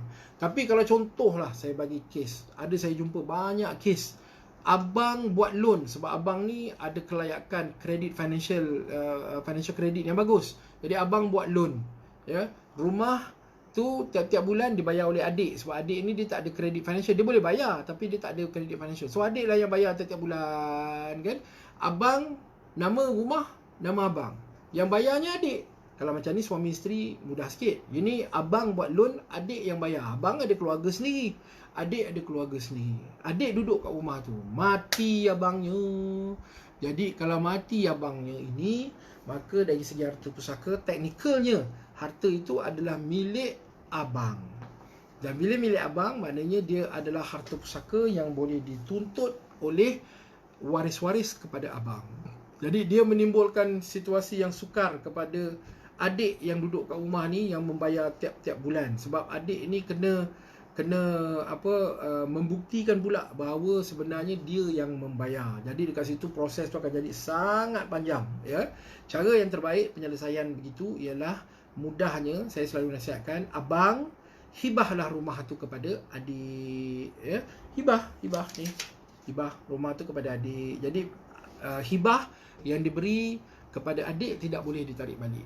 Jadi bila berlaku kematian, maknanya harta tu, rumah tu bukan harta pusaka abang. Rumah tu adalah harta adik, sebab dia dah hibahkan kepada adik, ya. Jadi cara macam tu lebih mudah, lebih clear. Jadi tak adalah anak-anak si abang ni tadi menuntut rumah ni tadi, dan mereka pula nanti termakan harta yang sebenarnya bukan milik mereka. Jadi adik ni protected, ya. Itu kaedah yang kita boleh buat, ya. Razif tanya, apa syarat, ada syarat tak untuk kita lantik seseorang sebagai pentadbir wasi kepada harta kita? Tak ada syarat. Siapa-siapa pun boleh dilantik sebagai wasi, ya. Itu cerita harta pusaka, itu bukan cerita hibah, ya. Itu cerita harta pusaka. Dan harta pusaka ni sebenarnya kalau nak dilantik wasi, dia adalah bidang kuasa dinyatakan di dalam wasiat. Jadi kedudukan wasiat, sebelum ni saya ada sebut, kedudukan wasiat yang melantik wasi. Sekiranya wasiat yang melantik wasi ni apa dia? Sebab sebelum ni, dalam sesi sebelum ni, saya ada cerita bahawa wasiat sebenarnya dia terbagi kepada dua. Satu ialah wasiat yang melantik wasi, satu lagi ialah wasiat yang bercerita tentang 1/3 agihan kepada bukan waris. Jadi kalau wasiat yang melantik wasi itu, kedudukan dia jelasnya ialah di Undang-Undang Sivil. Undang-Undang Sivil ni maknanya Mahkamah Syariah ataupun pejabat pesaka kecil ataupun amanah raya, ya, antara tiga tempat ni, ya. Jadi kalau saya buat wasiat, saya lantik isteri saya sebagai wasi. Wasi nak lantik individu boleh, nak lantik individu ni siapa pun boleh. Tapi kalau kita lantik, saya buat wasiat, saya lantik sekretari saya, pelik dah pula bunyi dia kan. Biasanya yang dilantik ni ialah waris-waris yang terdekat, pasangan, anak-anak. Tiba-tiba lantik sekretari. Wah, panjang cerita tu kan. Kenapa pula lantik sekretari kan? Sekretari ke seksitri kan, antara dua lah, ya. Jadi bila berlaku kematian, saya buat wasiat, saya lantik isteri saya sebagai wasi. Saya mati, akan dinilaikan harta saya ni berapa. Sebab sebelum ni saya dah sebut kan, sebelum ni sekiranya harta itu ada harta alih, harta tak alih atau kombinasi kedua-duanya bernilai lebih daripada 2 juta, maka kes saya akan dibicarakan di Mahkamah Tinggi Sivil. Kalau harta itu kurang daripada 2 juta, ada harta alih dan tak alih, maka kes saya akan dibicarakan di Pejabat Pesaka Kecil. Tapi bear in mind, ya, sudah pun ada cadangan pindaan akta pesaka kecil bahawa nilai harta tu nak dinaikkan ke 5 juta. Jadi kalau dah naik esok 5 juta, maknanya orang yang harta 5 juta dan ke bawah, ada harta alih dan harta tak alih, kes dia di Pejabat Pesaka Kecil. Sekarang ni Pejabat Pesaka Kecil 2 juta saja, ya. Lebih 2 juta pergi Mahkamah Tinggi Sivil. Ini Pejabat Pesaka Kecil. Dan kalau ada harta alih saja kurang daripada 600,000, maka pergi kepada ARB. Jadi saya meninggal dunia, saya masih hidup, saya buat wasiat, saya lantik isteri saya sebagai wasi, saya mati. Ditentukan harta saya ni nilainya 2 juta ke atas ke. Kalau 2 juta ke atas, pergi Mahkamah Tinggi Sivil. Kalau 2 juta ke bawah, pergi ke Pejabat Besar Kecil. Kalau harta alih saja 600,000, pergi ke ARB. Yang ini ARB di sini bertindak sebagai mahkamah. Ya, dia bukan bertindak sebagai pentadbir, dia bertindak sebagai mahkamah. Saya ada buat wasiat. Harta saya 10 juta contoh. Maka kalau 10 juta pergi ke Mahkamah Tinggi Sivil, wasiat saya yang melantik wasi tadi adalah berkuat kuasa mengikut undang-undang. Maknanya isteri saya memang akan menjadi wasi. Grant of probate keluar atas nama dia. Dialah yang boleh pergi ke bank untuk tuntut duit saya. Bank akan bayar atas nama dia. Dialah yang boleh pergi ke bursa saham untuk tuntut saham saya. Bursa saham akan bayar atas nama dia. Sebab dia adalah probator. Dia adalah wasi. Ya. Tetapi sekiranya harta saya bernilai 2 juta ke bawah. 2 juta ke bawah dan ada harta tak alih, maka kes saya dibicarakan di Pejabat Pesaka Kecil. Sini ada masalah teknikal sikit. Wasiat saya yang saya lantik isteri saya sebagai wasi tadi hanya berkuat kuasa sekiranya kesemua waris saya mengikut konferaid bersetuju dengan pelantikan saya. Waris saya mengikut konferaid tadi saya dah cakap awal-awal 9 orang. Isteri, 3 anak, ibu dan 4 adik lelaki saya. 9 orang. Sekiranya semua 9 orang ni bersetuju dengan wasiat itu, maka barulah isteri saya boleh jadi pentadbir dan dalam surat kuasa mentadbir nama dia akan muncul. Ya. Tetapi sekiranya 9 orang ni salah seorang daripadanya tidak bersetuju dan apa sahaja formula yang dicadangkan oleh Pegawai Besar Kecil. Pegawai Besar Kecil dia boleh mencadangkan kaedah macam mana siapa yang patut dilantik pentadbir dan sebagainya. Tapi kalau antara 9 orang ni tadi, isteri saya berkeras nak jadi wasi sebab nama dia ada dalam wasiat tadi yang melantik wasi. Adik-beradik saya pula berkeras tak nak terima isteri saya sebagai wasi dan juga mereka tak boleh bersepakat dengan keputusan Pegawai Pesaka Kecil. Maka kes itu, wasiat itu akan dihantar ke Mahkamah Syariah untuk ditentukan kesahihannya. Pejabat Pesaka Kecil akan hantar kes ini ke Mahkamah Syariah. Jadi Pegawai Pesaka kata, okey tak apa. Kadang kita tak boleh mufakat, kita KIV dulu file, kamu buat pengesahan wasiat ini kepada Mahkamah Syariah. Kami di Pejabat Besar Kecil tunggu je apa keputusan Mahkamah Syariah. Sebab Pejabat Besar Kecil dia akan ikut apa keputusan Mahkamah Syariah. Bawalah ke Mahkamah Syariah. Isteri saya pun appoint seorang lawyer, peguam syar'i. Adik-adik saya pun appoint peguam syar'i. Maka bawalah kes ini ke Mahkamah Syariah. Bila dibicarakan dekat Mahkamah Syariah, yang kita kena faham tuan-tuan dan puan-puan, saya terlibat di dalam jawatan kuasa memberi pandangan tentang penggubalan akta wasiat wilayah persekutuan, ya. Sebab wilayah persekutuan tak ada akta wasiat. Negeri yang ada enactment wasiat, kena faham wilayah dia akta sebab dia duduk bawah parlimen direct. Negeri-negeri dia separate, dia duduk bawah negeri, mereka ni enactment. Negeri yang ada enactment ialah Selangor, yang paling pioneer sekali Selangor 1999. Lepas tu dah ada pindaan-pindaan lah. Selangor, Melaka, Negeri Sembilan, Pahang, Sabah, ya. Ini antara negeri yang Kelantan. Ini antara negeri yang ada enactment wasiat. Tuan-tuan dan puan-puan kena faham, Mahkamah Syariah mereka akan membuat keputusan berdasarkan hukum syarak dan juga enactment, ya.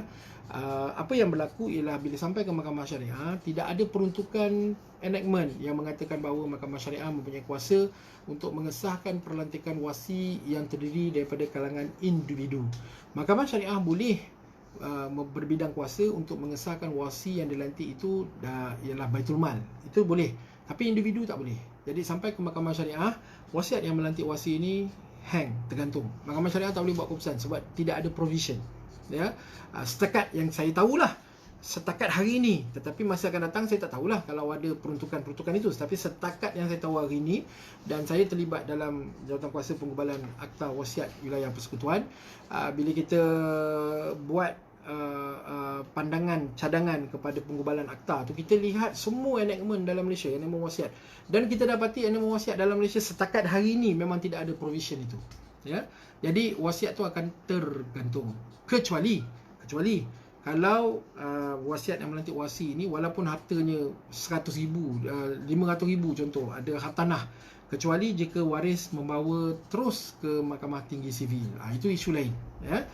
Jadi nak buat wasiat melantik wasi ni, cerita dia lagi panjang daripada wasiat 1/3. Wasiat 1/3 straightforward. Cik Hafizah, Puan Hafizah tanya, jika rumah itu covered by MLTT tapi hanya covered separuh, adakah rumah itu boleh dihibahkan?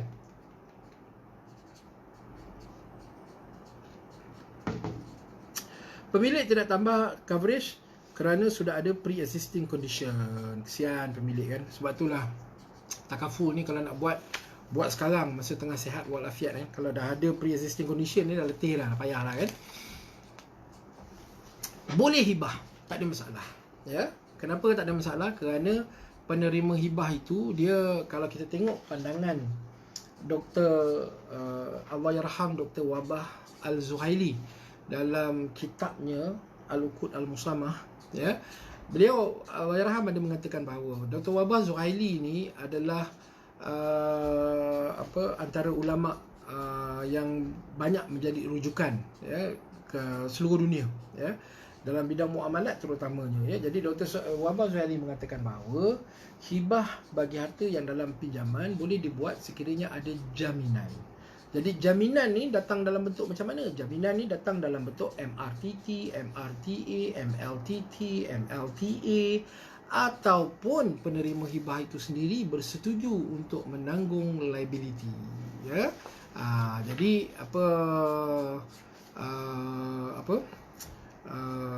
kalau penerima hibah itu sendiri memberi jaminan dia sanggup untuk menanggung liability, boleh, tak ada masalah. Di wasiat syok berhad memang kita ada prosedur sebegitu, ya, boleh buat di wasiat syok berhad, tak ada masalah, ya. Puan Juwaria tanya, jika harta bercagar yang dihibahkan telah termasuk dalam kategori pinjaman tidak berbayar, non-performing loan, bolehkah dibagikan harta itu kepada penerima hibah atau ada SOP yang akan periksa status pinjaman barulah diambil keputusan sama ada hibah itu berkuat kuasa? Di wasiat syok berhad, saya tak tahu orang lain, ya. Sebab setahu saya di Malaysia hanya wasiat syok berhad saja yang mempunyai prosedur untuk membuat hibah bagi harta yang bercagar. Sebab kita ada buat penyelidikan tadi kan. Tadi saya sebut awal-awal kita ada buat penyelidikan, kita telah menjumpai panduan bagaimana harta bagi hibah yang bercagar tu boleh dibuat mengikut hukum syarak, panduan tu, ya. Tetapi tuntutan yang pertama, yang foremost sekali kepada harta yang masih bercagar ni adalah tuntutan daripada pembiaya. Jadi memang kita nasihatkan kepada pelanggan-pelanggan wasiat shop yang ingin membuat hibah, kita nasihatkan supaya mereka memastikan loan rumah ini dibayar. Sebab apabila loan rumah ini tidak berbayar, non-performing loan, dan bank mengambil tindakan terhadap loan tersebut, terhadap rumah tersebut, lelong dan sebagainya, maka hibah itu adalah terbatal. Yang ini yang saya sebutkan, tapi itu saya sebut dalam sesi tertutup dengan pengundi wasiat shop lah. Yang ini yang ada disebut di dalam alasan penghakiman yang dikeluarkan oleh Mahkamah Rayuan Syariah Negeri Sembilan tahun 2015, yang mana pengerusi yang bersidang pada ketika itu ialah Datuk Seri Dr. Haji Mat Yusof Cik Teh, pengerusi panel wasiat syok berhad. Disebut dengan jelas di situ bahawa yang boleh membatalkan hibah di dalam pinjaman ini ialah pembiaya, dan itu dipanggil sebagai apa ni? Oh, okey, thank you. Okey. Dan itu yang dipanggil, istilahnya di dalam alasan penghakiman itu dipanggil sebagai kabilah lil ibtal, ya, iaitu hibah boleh batal. Siapa yang boleh membatalkan hibah bagi kategori hibah dalam harta yang bercagar ni? Yang boleh membatalkan hibah ni adalah pembiaya, bank. Bagaimana bank membatalkan hibah ni? Bank membatalkan hibah ini dengan cara bank melelong rumah tersebut. Kenapa pula bank lelong? Sebab rumah itu NPL, non-performing loan. Jadi kalau bank ambil tindakan melelong rumah itu, maka hibah itu batal di atas konsep kabilah lil ibtal berdasarkan alasan penghakiman kes tahun 2015 Mahkamah Rayuan Syariah Negeri Sembilan. Ya, jadi kalau sekarang ni kita hibahkan rumah kita, bayaran bulanan cantik, kita bayar, tak ada masalah. Tapi selepas COVID-19 ni kena buang kerja lah, kena apa lah, semua kita dah tak ada sumber pendapatan. Jadi bank melelong rumah kita. Jadi tindakan bank melelong rumah kita itu dianggap sebagai kabilah lil ibtal, hibah boleh batal, ya. Panjang juga kita cerita ni. Ada soalan lagi? Dan jadi wasiat kena clear. Kalau wasiat tadi saya sebut wasiat yang melantik wasi ni, kalau kedudukan dia di pejabat pusaka kecil, dia agak kelabu asap sikit. Kalau di Mahkamah Tinggi Sivil, clear. Wasiat yang melantik wasi di Mahkamah Tinggi Sivil clear mengikut Akta Probit dan Pentadbiran 1999. Memang saya lantik isteri saya sebagai wasi, di Mahkamah Tinggi Sivil memang akan berkuat kuasa. Tapi di pejabat pusaka kecil belum tentu lagi akan berkuat kuasa. Itulah ada setengah-setengah pihak bawa kes pejabat pusaka kecil yang nilai harta 600-700 ribu ni sepatutnya dibicarakan di pejabat pusaka kecil. Tapi pihak-pihak ini dia hendakkan supaya dia mempunyai kuasa menjadi wasi kepada harta pusaka ini. Maka dia pun bawa lah kes yang 600 ribu ni, dia bawa lah pergi ke Mahkamah Tinggi Sivil. Mahkamah Tinggi Sivil terima juga sebenarnya. Sebab Mahkamah Tinggi Sivil, apa-apa saja kes bernilai 50,000 ke atas, 60,000 ke atas, sekiranya dibawa ke Mahkamah Tinggi Sivil, kes pusaka, Mahkamah Tinggi Sivil boleh terima. Tetapi bergantung kepada pendaftar itu sendiri. Ada pendaftar yang terima, ada pendaftar yang tak terima. Tapi dia, guideline dia 60,000 ke atas boleh diterima.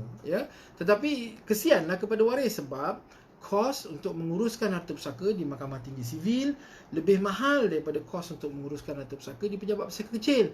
Sebab Mahkamah Tinggi Sivil kena lantik peguam untuk uruskan. Adalah peruntukan bahawa selain peguam, syarikat amanah pun boleh uruskan, kan? Adalah peruntukan itu. Tapi kebiasaannya orang gunakan peguam, nak bayar peguam dan sebagainya untuk bawa kes ni ke Mahkamah Tinggi Sivil. Kalau pejabat pusaka kecil, tak perlu guna peguam. Yang itu waris sendiri boleh jadi pemohon. Waris sendiri boleh uruskan sendiri, tak perlu guna perkhidmatan peguam. Jadi lebih menjimatkan kos di pejabat pusaka kecil. Jadi membawa kes yang sepatutnya dibicarakan di pejabat pusaka kecil nak dibawa ke Mahkamah Tinggi Sivil adalah satu, pada saya lah, pandangan peribadi saya, dia tak salah dari segi undang-undang, tak salah. Tapi pada pandangan saya agak kurang beretika. Kenapa? Kerana bila kita bawa kes yang sepatutnya dibicarakan di pejabat pusaka kecil, kita bawa ke Mahkamah Tinggi Sivil, kita telah membebankan waris dengan kos-kos yang mahal. Jadi itu satu bebanan kepada waris. Jadi hibah bagi harta bercagar boleh ke tak boleh dibuat? Boleh. Dan ada kes pun di Mahkamah Syariah. Kita ada kes daripada Maybank, kita ada kes daripada CIMB, kan?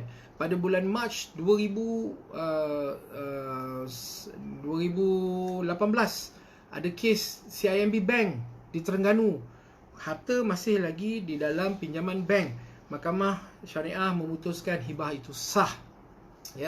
Kemudian yang terbaru, saya tak ingat kes mana, saya belum dapat lagi alasan penghakiman dia, daripada Mahkamah Rayuan Syariah Perak.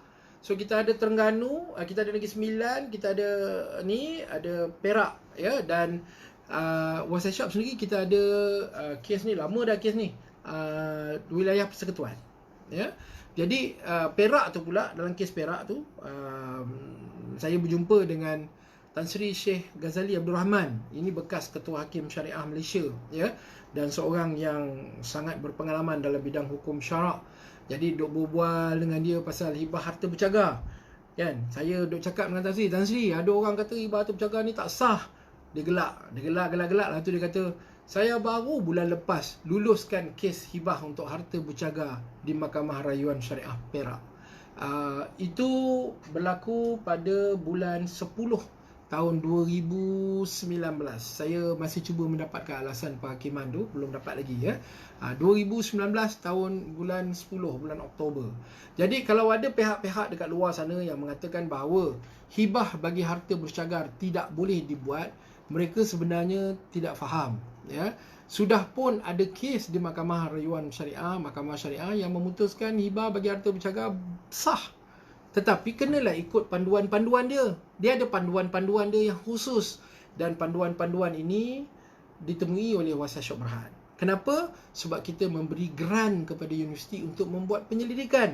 Universiti telah memberi dapatan penyelidikannya pada kita. Dapatan penyelidikan itulah yang kita gunakan sebagai garis panduan. Jadi kalau orang lain dekat luar sana kata hibah bagi harta bercagar tak boleh buat, dan tuan-tuan dan perempuan jatuh sebagai golongan suami isteri yang membeli rumah secara bersama, yang membeli rumah secara pinjaman, tuan-tuan takut sesuatu berlaku kepada tuan-tuan dan perempuan ketika pinjaman rumah tu belum habis dibayar, tuan-tuan datang aja kat Wasai Shop, kita tolong buat, tak ada masalah. Kan, kalau orang lain kata tak boleh buat, datang kat WhatsApp shop, kita boleh buat, tak ada masalah. Ya, sebab kalau hibah ini, harta bercagar ni tak boleh dibuat, langsung tak boleh dibuat, maka tak wujudlah satu kes pun yang diluluskan. Logik tak? Kenapa ada kes lulus, ada kes tak lulus, ada kes lulus, ada kes tak lulus, kan? Kenapa? Dia bergantung kepada pengetahuan pihak yang menguruskan kes itu, kan? Jadi kalau tuan-tuan dan puan-puan bimbang, rumah belum bayar, tiba-tiba mati lagi dalam situasi COVID-19 sekarang ni, cukup mengerikan tuan-tuan. Bila dah didiagnose saja positif COVID-19, tawakal tu Allah lah. COVID-19 kan, tawakal tu Allah je lah. Ya, jadi kita bimbang. Kita sebagai ibu bapa ni kita bimbang. Saya bimbang. Saya sebagai seorang ayah, saya bimbang. Sebab itulah saya bertindak untuk merancang harta saya. Saya buat hibah bagi harta saya yang masih bercagar. Ya, jadi jangan risau. Kalau orang kat luar kata tak boleh buat, kalau kawan-kawan dekat luar kata mana boleh buat, ini tidak mengikut hukum syarak, datang ke WhatsApp shop, kita boleh buat. Ya, dan kita pun tahu ada kes-kes yang memang telah pun diluluskan oleh Mahkamah Syariah. Ya, jadi mudah aja. Ya, dia banyak komplikasi ni tuan-tuan. Kalau orang tua meninggal dunia, orang yang berumur meninggal dunia, hutang semua dah habis bayar, dia mati, anak-anak semua besar. Okey, tak ada masalah sangat. Sebab anak-anak cuma tinggal dengan cabaran untuk menguruskan harta pusaka. Tapi kalau orang yang meninggal itu adalah orang muda yang rumahnya masih belum habis dibayar dan anaknya di bawah umur 18 tahun, Masya Allah, susah tuan-tuan nak diuruskan. Ya, jadi nak mengatasi semua cabaran ni, datang WhatsApp shop, kita boleh tolong buatkan. Okey. Ni siapa ni? Syakinah Farid.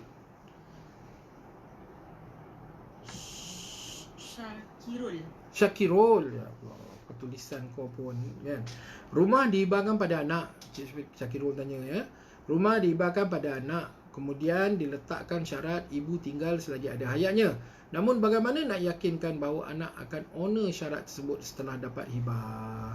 Jadi anak ni dia mesti tahu syarat itu, sebab syarat ini mesti diterima. Ayah hibahkan rumah ni kepada kamu, ijab dia, ijab. Ayah hibahkan rumah ni kepada kamu dengan syarat kamu mesti mengizinkan ibu kamu untuk menetap di rumah selagi ada hayatnya. Dan itu ijab. Qabul, anak sebut, saya terima hibah ni ayah, dan saya bersetuju dengan syarat supaya saya membenarkan ibu untuk terus menetap di rumah ni selagi ada hayatnya. Ya, maknanya ada ijab, ada qabul. Isteri tu mesti tahulah.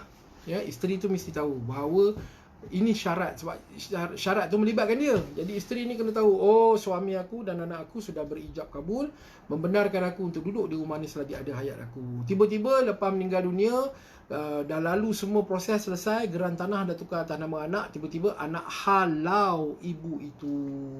Maka apa yang boleh dibuat ialah ibu ini boleh menyaman anak ini di Mahkamah Syariah bagi menuntut hak dia. Ya, bagi menuntut hak dia. Sebab memang ada pandangan daripada fuqaha bahawa hibah yang bersyarat ini apabila telah dipersetujui. Sebab orang Islam ni konsep fiqh orang Islam yang bermuamalat dipanggil sebagai al-muslimuna ala syurutihim. Ya, syarat-syarat itu mengikat. Ya, manusia ni diikat oleh syarat-syarat ni tadi. Ya, jadi bila anak bersetuju saja dengan qabul, ayah saya terima hibah ni dan saya terima juga syarat ini, saya setuju dengan syarat ini, maka mengikat anak. Anak ini halau ibu dia selepas bapa dia mati, ibu dia boleh saman anak ini di Mahkamah Syariah dan boleh menyebabkan hibah itu terbatal. Tapi itu yang saya bagi tahu ni adalah pandangan snapshot senario, macam kita kat snapshot screen. Tapi perbincangan dia panjang lah kan. Tapi boleh dibuat begitu. Jika anak tersebut selama 3 tahun saja tapi dikeluarkan ibunya dari rumah tersebut, bagaimana nasib ibunya akan terbela? Mungkin ibunya boleh menghubungi WhatsApp shop sekiranya waras. Kalau nyanyuk atau Alzheimer, bagaimana? Kalau nyanyuk atau Alzheimer, ada pihak lain yang mengetahui, maka pihak itu bolehlah membantu ibu ni untuk menuntut. Jadi sebab hak ibu ni memang dah wujud dah. Hak ibu ni memang dah wujud, ya. Sebab tadi syarat selagi ada hayatnya. Jadi hak ibu ni untuk menuntut memang ada. Anak lain yang mendengar, yang mengetahui tentang situasi ini, maka dia bolehlah mewakili ibunya untuk mendapatkan hak tersebut. Boleh hubungi kita balik, kita boleh nasihatkan. Ini pentingnya syarikat amanah seperti WhatsApp Shop, Syakirul, ya. Sebab apa? Sebab WhatsApp Shop ialah sebuah syarikat amanah. apa sahaja dokumen yang kita buat pada hari ini, kita akan bertanggungjawab terhadap dokumen itu 10 tahun akan datang, 20 tahun akan datang, 30 tahun akan datang. Dekat luar sana ada banyak juga syarikat lain yang menyediakan perkhidmatan membuat dokumen seperti WhatsApp. Tetapi kebanyakan syarikat-syarikat ini adalah syarikat sendian berhad. Syarikat sendian berhad ni kita nak kena faham, mereka tidak terikat dengan Akta Pemegang Amanah 1949. Mereka hanya terikat dengan Akta Syarikat 2016. Dalam arti kata lain, hari ni dia boleh buat dokumen untuk tuan-tuan dan puan-puan, besok dia boleh tutup kedai. WhatsApp Shop tak boleh. Saya mati, WhatsApp Shop perlu terus beroperasi sebab WhatsApp Shop adalah sebuah syarikat amanah. Kita ada elemen perpetuity. Ini bezanya sebab ramai orang ingat bahawa merancang harta ni buat dokumen selesai. Salah. Sebenarnya pandangan itu salah. Buat dokumen perancangan harta ni, hari ni kita buat betul. Perancangan kita begini, betul. Tetapi akan ada juga proses undang-undang yang perlu dilalui selepas itu. Siapa yang nak tolong waris kita? Siapa yang nak tolong mak ni kalau mak ni dah Alzheimer, mak ni dah nyanyuk, dah kena halau daripada rumah tu. Tapi kita kena diberitahulah, WhatsApp kena diberitahulah. Kalau tak, mana kita tahu mak ni nyanyuk? Kan? Tak ada siapa pun tahu, kan? Kenalah ada waris-waris lain bagi tahu, dan daripada situ kita boleh take up case ni, ya, untuk kita panjangkan kepada pihak-pihak yang berkenaan, kepada mahkamah syariah. Itulah pentingnya berurusan dengan syarikat amanah. Kerana kita ada perpetuity, insya-Allah kita akan berada di sini 10 tahun, 20 tahun, 50 tahun, 100 tahun, kerana ada elemen perpetuity. Tapi kalau tuan-tuan buat dengan individu, buat dokumen dengan individu, ada juga individu yang ada pengetahuan. Buat dengan individu, buat dengan syarikat sendian berhad. Hari ni mereka, syarikat sendian berhad, hari ni mereka buat dokumen untuk tuan, besok mereka boleh tutup kedai. Tuan-tuan ada masalah, cari balik dah tak jumpa. WhatsApp Shop tidak, kita bertanggungjawab secara kesinambungan, ya, in perpetuity. Adakah hibah itu terbatal kerana anak melanggar syarat dan sekiranya batal, apakah status rumah tersebut? Ya, sekiranya diputuskan oleh mahkamah syariah hibah itu batal, maka harta itu akan balik sebagai harta pusaka, dipulangkan kepada waris-waris mengikut hukum faraid. Jadi hibah boleh terbatal. Ya, hibah itu boleh terbatal, ya. Jadi itu dia punya keadaan dia, dan syarat-syarat itu mengikat. Kenapa syarat itu mengikat? Kerana konsep fiqh tadi, al-muslimuna ala syurutihim, seorang Islam itu dipegang pada janjinya, ya. Jadi boleh terikat, ya. Okey.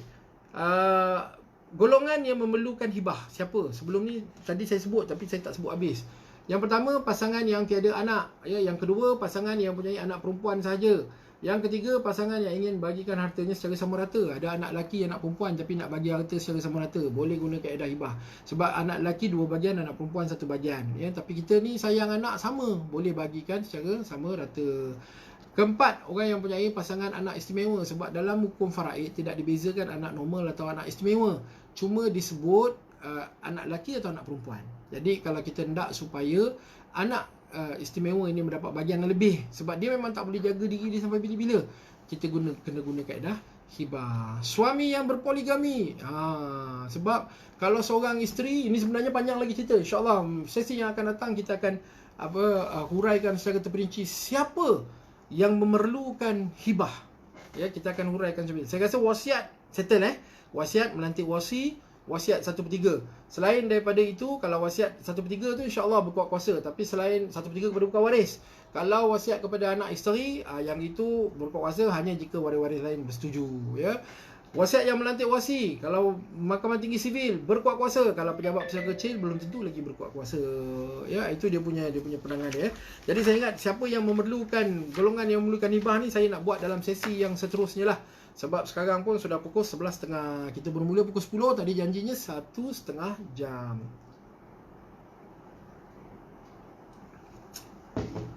Macam Raja Lelong pula rasanya, kan? Sebab biar sesi pengajaran kita ni secara istiqamah, kan? Berperingkat,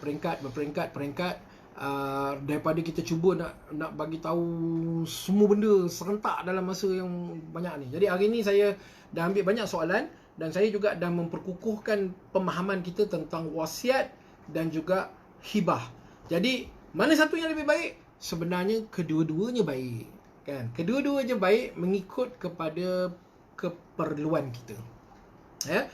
Jadi, kalau ada orang kata semua orang wajib buat wasiat, salah. Kalau orang kata semua orang perlu buat wasiat, sebenarnya pun tak perlu, ya. Semua orang perlu buat hibah pun salah. hibah lebih baik daripada wasiat, lagi sesat kan. Sebab apa? Sebab hibah dan wasiat ini ada peruntukannya masing-masing, ada keperluannya bagi orang-orang tertentu masing-masing. Tak ada timbul isu wasiat lebih baik daripada hibah, hibah lebih baik daripada wasiat. Tak perlu kawan-kawan, terutamanya saya jumpa banyak kawan-kawan perunding takaful yang selalu bercerita dalam keadaan secara direct atau indirect cuba mengatakan bahawa hibah ini lebih baik daripada pengurusan atau pusaka tu nak kena hati-hati sikit lah ya. Jadi kawan-kawan takaful terutamanya semenjak IFSA diperkenalkan pada tahun 2013 jadual 10 mempunyai kelonggaran untuk kita membuat hibah. Hibah takaful memang baik, tapi janganlah kata hibah itu lebih baik daripada faraid. Faraid ni lambat, tak adil lah apa semua. Tak. Kita kena belajar betul-betul ni tuan-tuan. Bab faraid ada ramai guru kat luar sana. Saya ada sahabat-sahabat saya yang memang fokus dalam faraid kan. Apa tu? Haji nampak pegang gelas kan? Tak, sebab ini adalah front camera. Jadi bila saya pegang tangan kanan nampak macam tangan kiri kan. Kan betul kan. Dulu timbul kan kes Datuk Vida dia makan tangan kanan tapi orang nampak dia kenapa makan tangan kiri? Ini adalah efek daripada front camera. Terima kasih Cik Samsul lah. Barulah tahu namanya, tengok Felda Sungai Koyan je kan. Ya, jadi dalam sesi-sesi yang akan datang kita akan cerita tentang tak apalah Zul. Tak kisahlah, itu small matter dalam sesi-sesi yang akan datang kita akan bercerita tentang siapa dia golongan yang memerlukan hibah ya. Ni golongan-golongan yang memerlukan hibah ni nanti kita akan cerita dalam sesi yang seterusnya. Dan kita boleh panjangkan lagi perbincangan tentang hibah bagi harta bercaga. Saya ulang balik, hibah bagi harta yang masih dalam pinjaman adalah kritikal untuk dibuat oleh pasangan suami isteri yang lagi bayaran rumah dia lama lagi 15 tahun, lagi 20 tahun baru selesai, dan kritikal kepada pasangan suami isteri yang ada anak bawah umur 18 tahun. Saya akan hurai lagi lebih terperinci dalam sesi yang akan datang. Ikuti posting-posting saya dalam FB personal dan juga FB official page saya, dan share dengan kawan-kawan sebanyak-banyaknya.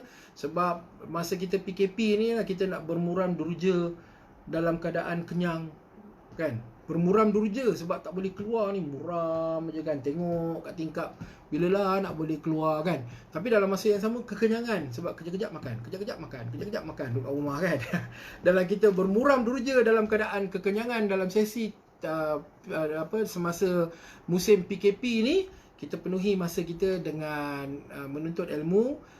Saya hanya bagi tahu apa yang saya tahu. Mungkin juga ada perkara yang saya tak tahu, dan mungkin juga ada yang saya tersilap pandangan. Kalau katakan nak dapatkan penjelasan tersilap pandangan, silalah PM saya, insya-Allah saya boleh jelaskan. Dan kalau ada kesilapan, saya terima saya melakukan kesilapan itu sebab kita tidak sempurna tuan-tuan dan puan-puan ya. Apa yang saya tahu mungkin tuan-tuan dan puan-puan tak tahu, mungkin apa yang tuan-tuan dan puan-puan tahu yang saya tak tahu. Sebab tidak ada manusia yang boleh mendabik dada mengatakan bahawa semua perkara kita tahu. Sebab setiap orang ada kelebihan dan ada kelemahannya masing-masing. Jadi insya-Allah ikuti posting saya, nanti saya akan beritahu bila saya akan ke udara. Besok memang confirm tak ke udara sebab besok ada mesyuarat yang sangat panjang melalui Zoom dengan pasukan pengurusan saya, dengan saya punya management team.